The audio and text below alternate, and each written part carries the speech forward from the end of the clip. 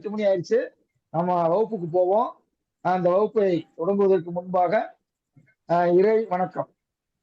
எல்லாரும் கிழக்கு நோக்கி உட்கார்ந்துக்குங்க. உங்களை நீங்கள் ஒரு மணி நேரம் 1.5 மணி நேரம் தனிமைப்படுத்திக் கொள்ளுங்கள். பேனாவையும் பேப்பரையும் வைத்துக் கொள்ளுங்கள். எங்கே எங்கே புதிய புதிய செய்திகள் வருகிறதோ அந்த குறிப்புகளை எல்லாம் உங்கள் குறிப்பேட்டில் எழுதி கொள்ளுங்கள். எழுதி கொண்டதை அடிக்கடி நீங்கள் படித்தீர்கள் என்று சொன்னால்தான் 3ல போய் உட்காரும். இந்த வகுப்பு தொடங்குறோம். ஆய்வு ஜாதகம் 8. இந்த வகுப்பு இனிதே நடைபெற எல்லாம் அல்ல குலதெய்வ வழிபாடு மற்றும் சிவனை ஒரு நிமிடம் நினைத்து வழிபடும்படி கேட்டுக்கொள்கிறேன்.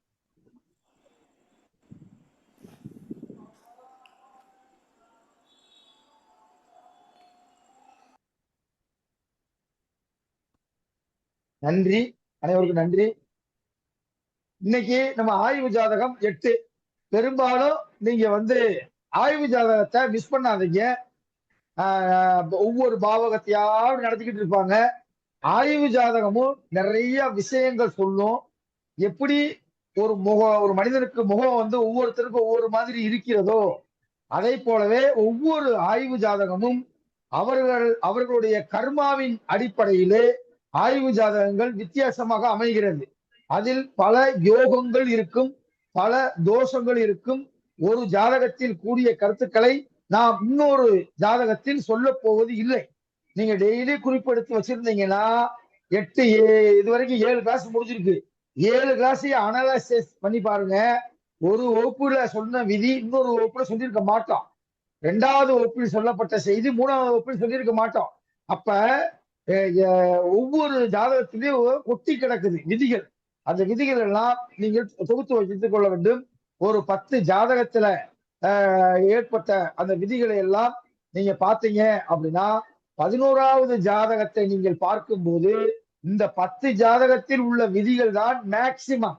அதாவது 60% இந்த கடைசியில 11வது ஜாதகத்துல பார்க்கும்போது ஏற்கனவே பார்த்த 10 ஜாதகத்துல பார்த்த குறிப்புகள் தான் 60% குறிப்புகள் அதுல இருக்கும். அப்ப பயிற்சியும் முயற்சி, பேச பேச பேச்சு வரும், பாட பாட பாட்டு வரும் என்பதை போல பயிற்சி எடுக்க எடுக்கத்தான் உங்களுக்கு ஜோதிடம் வரும் என்று சொல்லி இந்த ஆய்வு ஜாதகத்துக்கு போவோம். இந்த ஆய்வு ஜாதகம் இன்னைக்கு 8வது ஆய்வு ஜாதகம் 25/11/2005 காலை 8:40 விருதுநகரில் பிறந்த ஒரு பெண் ஜாதகம் இன்னைக்கு பார்க்க போறோம். இவங்களுடைய ராசி சிம்ம ராசி, தனுசு லக்கணம் பிறந்திருக்கிறார்கள். அந்த வலதுபுறத்திலே நம்ம நவாம்சம் போட்டிருக்கோம். அதுக்கு பக்கத்திலேயே உங்களுக்கு சாரமும் போட்டிருக்கீங்க, டிகிரியும் போட்டிருக்கீங்க. யோகர் யாரு, பாதகர் யாரு, மாரகர் யாரு என்பதை போட்டிருக்கீங்க. நீங்க ஏற்கனவே உங்களுக்கு கொடுக்கப்பட்ட தலைப்புகள் உள்ளத உங்க பேர், உங்க ஊரு சொல்லி பாயிண்ட் நம்பர் 1 அப்படின்னு சொல்லுங்க. ஒவ்வொரு பாயிண்ட் முடிச்சுன்னா ஒரு கேப் விடுங்க. நான் ரைட் என்றால் கைதட்டுறேன், கைதட்டுனா ரைட்னு அர்த்தம். இல்லை என்றால் அதற்கு உரிய விளக்கத்தை அப்பைக்கப்பயே நான் கொடுத்துறேன். அப்படி நோட் பண்ணிக்கீங்க, மற்றவங்க எழுதிக்கீங்க. ஓகேவா? இப்ப முதல் ஆய்வாளர் யாரு? வாங்க முந்திக்கீங்க. ஐயா, சென்னையில இருந்து சாந்தி பேசுறேன் ஐயா. மகிழ்ச்சி மகிழ்ச்சி, சொல்லுங்க. சுக்கிரன் இருந்தால் அழகாக இருப்பார்கள் என்பது சரியான பதில். பார்ப்பதற்கு ஒரு மாப்பிள்ளை பார்க்க போறாங்க, அல்லது இந்த பொண்ணு போட்டோவை கொடுத்து விடுறாங்க, இந்த பொண்ணை பார்க்க வர்றாங்கன்னா பார்க்கிற எல்லாத்துக்கும் பிடிச்சுக்கிறோம். லக்கணத்தில் சுக்கிரன் இருந்தால் அழகாக இருப்பார்கள். ரைட். அடுத்து நற்குணம் உள்ளவர். சரி. அதிக செல்வம் உடையவர். ஓகே. தர்ம சிந்தனை உள்ளவர். சரி. அலங்காரம் செய்து கொள்வார். சரி சரி சரி. அதிர்ஷ்டசாலி. சுக்கிரன் லக்னத்துல இருந்து லக்னம் முதல் 4 பாவத்துக்குள்ள இருந்தா அவங்களுடைய ஆயுள் 60 வயது வரைக்கும் அப்படிங்கிற மாதிரி. கைதட்டுங்க. இந்த மாதிரி சொன்னது ரைட்டு. லக்கணத்துல இருந்து முதல் 4 இடத்துக்குள்ள சுக்கிரன் இருந்தால் குறைந்தது 60 வயது அப்படி சொல்லணும். 60 வயசு அப்படின்னா அவங்க 60ஓட கட்டாயிரும் போல அப்படி நினைக்க கூடாது. குறைந்தது 60. Okay okay. அடுத்தது ஐயா 2வது பாவம் 3வது பாவம் அதிபதி வந்து சனி பகவான். சனி பகவான் வந்து 8ல இருக்காங்க. ஸோ 8ல இருக்கறனால கண் வியாதி உண்டு. அதிகம் ஆஹ் பொய் சொல்பவர், தீய வழிகளில் பிழைப்பு நடத்துவார், பெருஞ்சோகம் உண்டு. ஓகே, அடுத்து. நாளில் ராகு ஐயா, நாளில் ராகு இருக்கறனால சொந்த பந்தங்களுக்கு விரோதம் உண்டாகும், தாய்க்கு தோஷம், உணர்ச்சி வசப்பட்டு பேசக்கூடியவராய் இருப்பார், செயல் வேகம் அற்றவர். ஓகே, சூப்பர் சூப்பர், ரைட், எழுதிங்க. அடுத்தது வந்து 5ல் செவ்வாய் ஐயா. செவ்வாய் வந்து தர்மத்திற்கு புறம்பாக நடந்து கொள்வார், கோபக்காரர், பொருள் நஷ்டத்துக்கு உள்ளாவார், இழிவான காரியம் செய்வார், புத்திரர்களால் நஷ்டம் உண்டாகும். ஓகே, அடுத்து. அடுத்தது வந்து அடுத்தது வந்து உங்களுக்கு சனி 8ல சொல்லிட்டேன். சந்திரன் வந்து 9ல இருக்காங்க. சந்திரன் 9ல இருக்கறனால நற்பேறுகள் பலவற்றை பெற்றிருப்பார், பக்திமான், சிற்றின்ப பிள்ளை பேரு அதிகம் உண்டு ஐயா. சந்திரன் வந்து 9ல இருக்கறனால பிள்ளை பேரு அதிகம் உண்டு. ஓகே. அதுக்கப்புறம் 10ல வந்து கேது இருக்கு. கேது இருக்கனால பலசாலி, மெய் அறிவு பெற்றவர், செல்வமுடையவர், சொந்த பந்தங்களை கொஞ்சம் பகைப்பார், சொந்த தொழில் உண்டு. ஓகே. 11ல் குரு. 11ல் குரு இருக்கறனால அரசு பணி, அநேக வாகனம், அரசர்களாலும் தனம் உண்டு, தான் கற்ற கல்வியாலும் தனம் உண்டு. எப்ப கிடைக்கும்? அந்த தசையில ஐயா. எந்த திசையில? 11ஆம் தசையில. தெரியல, அவ்வளவுதான், அடுத்து போயிருங்க. ஓகேங்க ஐயா. 12ல் சூரியன். 12ல் சூரியன் இருந்தா கொஞ்சம் பொருள் வந்து வீணாக செலவழியும் அப்படின்னு இருக்கு. ஜாதகரின் தந்தைக்கு சிறு சிறு உடல்நிலை வந்து சரியில்லாம போகும் அப்படின்னு இருக்கு. அதுக்கப்புறம் 12ல் புதன் இருக்கு. புதன் வந்து அஸ்தமனமாயிருக்கு. புதன் இருக்கறனால ஃபர்ஸ்ட் வந்து கடல் வழி வணிகம் உண்டு. அதுக்கப்புறம் கொஞ்சம் காலில் வந்து கொஞ்சம் ப்ராப்ளம் வரும், கடன் வராம பார்த்துக்கணும். அவ்வளவுதான் ஐயா. அதுக்கப்புறம் வந்து விருச்சிகம் முடியுமா? அதான் முடியும். கடன் வரும் அப்படின்னு இருக்கு ஐயா. கடன் வாங்கி அதை 12ல சூரியன் இருந்தா சூரிய திசையோ சூரியனுடைய சார வாகனம் திசையோ நடைமுறைக்கு வந்தால் வலது கண் பாதிக்கும். 10 பாயிண்ட். இளமையிலே கண்ணாடி போடுற மாதிரி சூழ்நிலை ஏற்படும். 2வது பாயிண்ட். 3வது பாயிண்ட், அந்த திசா புத்தி நடைமுறைக்கு வந்தாச்சேன், சூரிய திசை பதிக்கு வரப்போறது இல்ல, சூரியனுடைய சாரத்தை யாரு வாங்கவும் இல்ல, அப்ப நம்ம அதை பத்தி பேசவும் தேவை இல்லை. புரியுதா? அதுக்கப்புறம் சுக்கிரனுக்கு 5ல செவ்வாய் இருக்கு ஐயா. அதனால பெரிய கோட்டீஸ்வரனா இருப்பாங்க. அப்படியா? சரி. இந்த 1-7-10ல தீய கிரகம் அமைஞ்சதுன்னா, ஆனா வந்து 1-4-7-10ல வந்து யார் இருக்கா, சூரியன், சனி, செவ்வாய், ராகு, அதுல வந்து ஏதோ பார்வை மட்டும்தான் வருது. அது கரெக்டா உங்ககிட்ட கேட்கணும்னு பார்த்தேன். அதுக்கப்புறம் சுக்கிரனுக்கு 4, 5, 9, 10ல் குரு, சனி, கேது அமர கலை ஞானம் நிறைய இருக்கும், பெரும் தனவான், பல வாகனம் உண்டு, கோட்டீஸ்வரன். ஏன்னா 9ல வந்து சந்திரன் இருக்கு ஐயா. சுக்கிரனுக்கு 9ல சந்திர சுபரா பாவரா? இங்க இல்ல சந்திரன் இல்ல ஐயா. 4, 4, 5, 4, 5, 9, 10, 9, 10. கேது இருக்கு ஐயா. 10ல கேது இருக்கு. சுக்கிரனுக்கு 10ல கேது இருக்கறனால கலை ஞானம் உண்டு, பெரும் தனவான், பல வாகனம் உண்டு, கோட்டீஸ்வரன் அப்படின்னு இருக்கு. அதுக்கப்புறம் சூரியன் பிளஸ் புதன் கூடி இருக்கு ஐயா. அதனால வந்து நீதி நெறியில் வாழ்பவர், பொருள் வளம் உடையவர், நுண்ணறிவு படைத்தவர், பேரும் புகழும் பெற்று பிரகாசமாய் வாழ்வார். ஆனா புதன் வந்து அஸ்தமனம் ஆயிருக்கனால இதுக்கு எதிர்மறையாவும் நடக்கலாம், எதிர்மறையா நடக்கும். சரி, சூரியன் எந்தெந்த கிரகம் எங்கெங்க இருக்குன்னு சொல்லியிருக்கோம், அதுல ரைட்டா? 3, 6, 10, 11 ஐயா. இல்ல 12 சொல்லல. 3, 6, இல்லம்மா 10, சூரியன் 11 இருக்கலாமா? இருக்கக்கூடாது ஐயா. புதன் 12 இருக்கலாமா? புதன் வந்து பார்க்கணுமே, நோட்டை பார்க்கணும். 12ல இல்ல. இப்படி ஞாபகத்துல வச்சுக்கோங்க. 12ல சுக்கிரனை தவிர எவனும் இருக்கக்கூடாது. ஓகே. அப்படி ஞாபகத்துல வச்சுக்கோங்க. 12ல சுக்கிரனை தவிர எந்த கிரகமும் இருக்கக்கூடாது. ஓகே ஓகே இருந்துச்சுன்னா ஓகே. அதனுடைய ஆதிபத்திய உறவு பாதிக்கும். பாதிக்கும். ம் ம் ம் ம் ம். சொல்லுங்க சொல்லுங்க, அடுத்து சொல்லுங்க, வேகமா சொல்லுங்க, டக்கு டக்குன்னு சொல்லுங்க. அவ்வளவுதாங்க. அப்புறம் இந்த விருச்சிகத்துல புதன் இருக்கு இல்லையா? இப்போ லக்னத்துக்கு 12 வந்து விருச்சிகமா வருது இல்லையா? ஆமா, அந்த விருச்சிகல புதன் இருக்கிறது கொஞ்சம் அமைப்பு சரியா இல்லாத மாதிரி காமிக்குது ஐயா. என்னதான் சொல்ல வர்றீங்க? அது கொஞ்சம் இதுவாதான் ஐயா இருக்கு. கொஞ்சம் அதாவது அந்த புதன் 12ல இருக்கலாமா இருக்கக்கூடாதா? Gossiping colour. அந்த புதன் 12ல இருக்கலாமா இருக்கக்கூடாதா? புதனும் 12 இருக்கக்கூடாது, விருச்சிக புதனும் இருக்கக்கூடாது ஐயா. அதோட நிப்பாட்டிக்கிங்க. ஓகேங்க ஐயா. அப்புறம் விருச்சிகத்துல வரலாம் வைக்கலாம், ஏன் உளறீங்க? அதான் விருச்சிகத்துல புதன் இருக்கிறது பன்னெண்டுல நல்லா இல்ல. புதன் வரக்கூடாது, சுக்கிரன் வரக்கூடாது.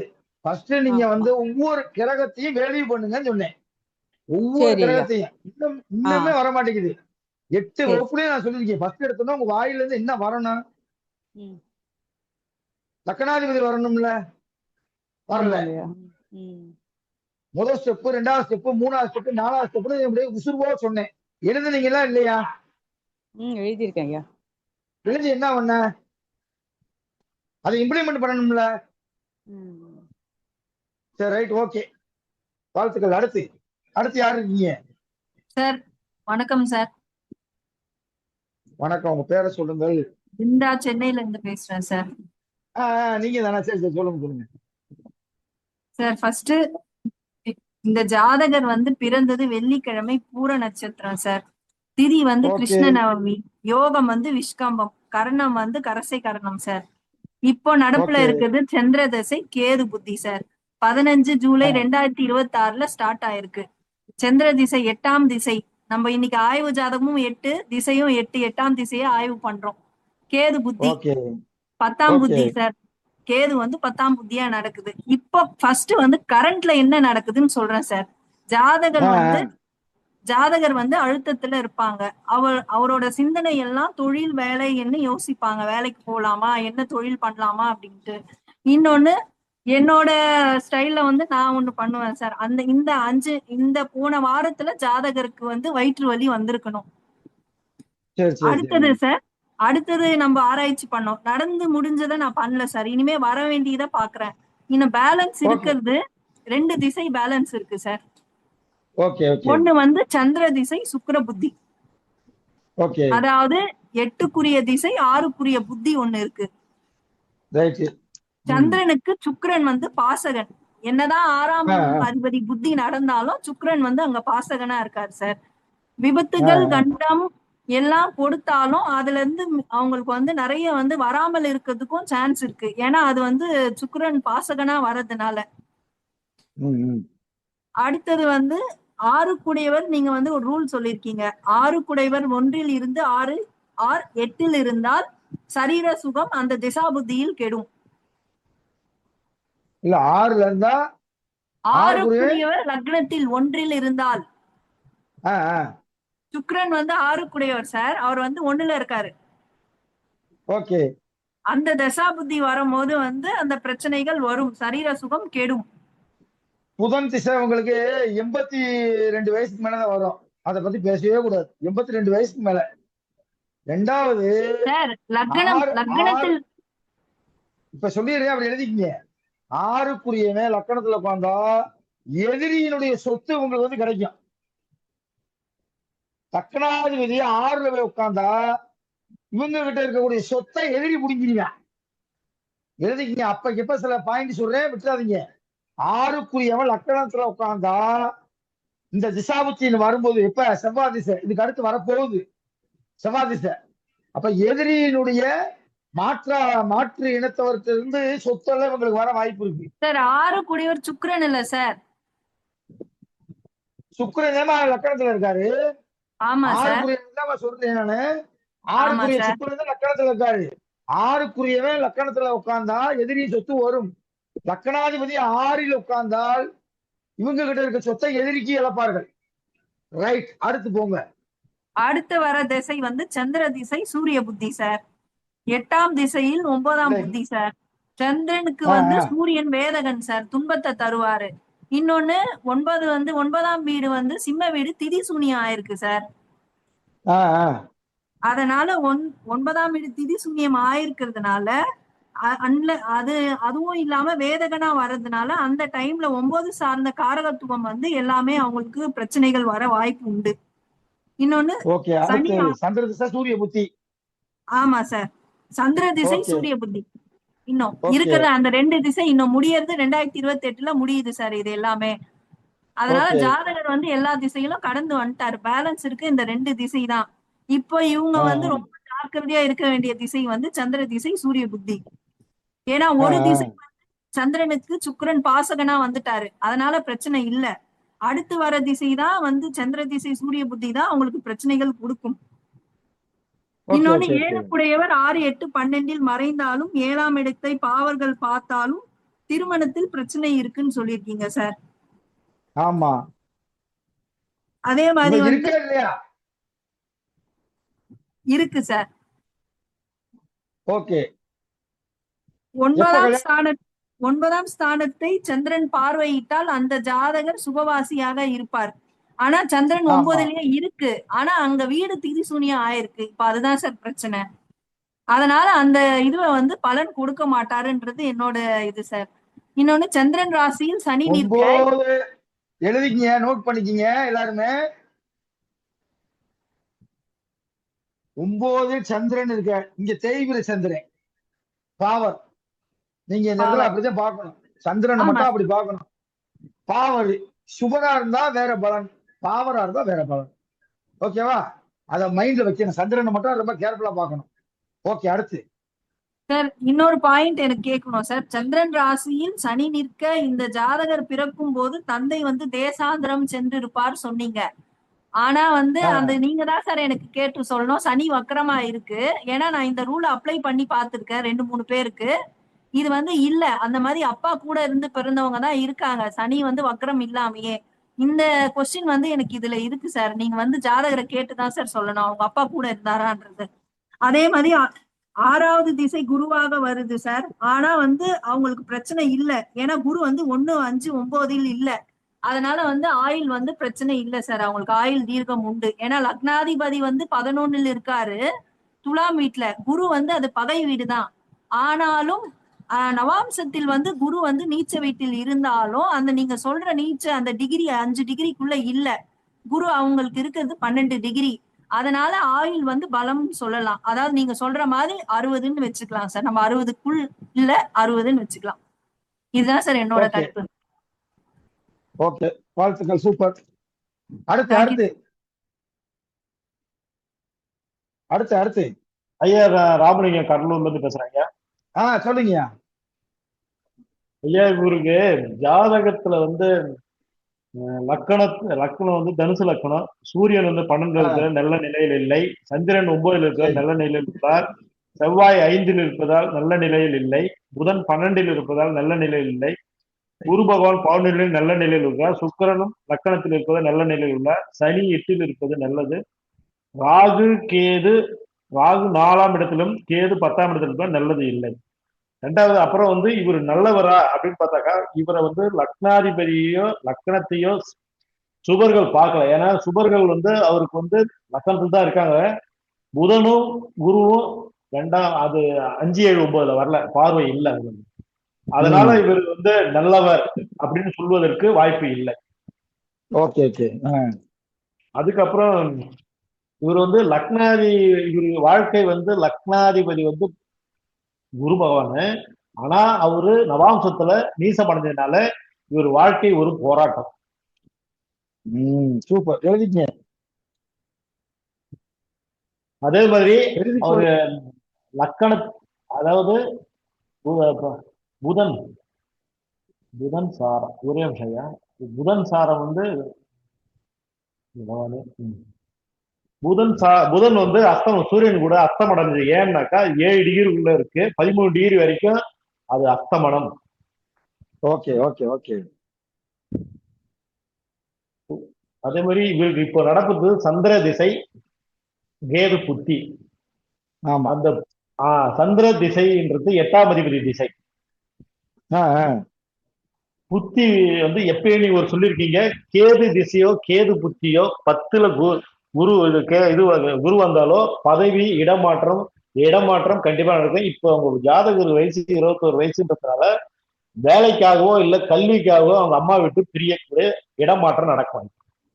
இப்ப நடக்க போகுது. சரி சரி. நடக்க போகுது. ஏன்னா சந்திரன்றதுனால தாய், கேது திசைன்றதுனால இடமாற்றம் அந்த நடக்காது. இதுதான் என்னோட. அதே மாதிரி தனுசு லக்னத்துக்கு புதன் தொல்லை தருவார். எப்ப உங்களுக்கு கல்யாணம் நடக்கும்? காதல் திருமணம் நடக்குமா? எந்த திசையிலிருந்து மாப்பிள்ளை அமைவா? 5, 6, 7, 11. அது 5, 7, 9 தொடர்பு வரல ஐயா. காதல் திருமணம் நடத்துக்கிறதுக்கு 5, 7, 9 அந்த இது இல்லை. ஓகே. அடுத்து அது வேற, அவ்வளவுதான் ஐயா. ஏன் 5, 7 வரல? சரி ரைட் விடுங்க, அடுத்து வாங்க.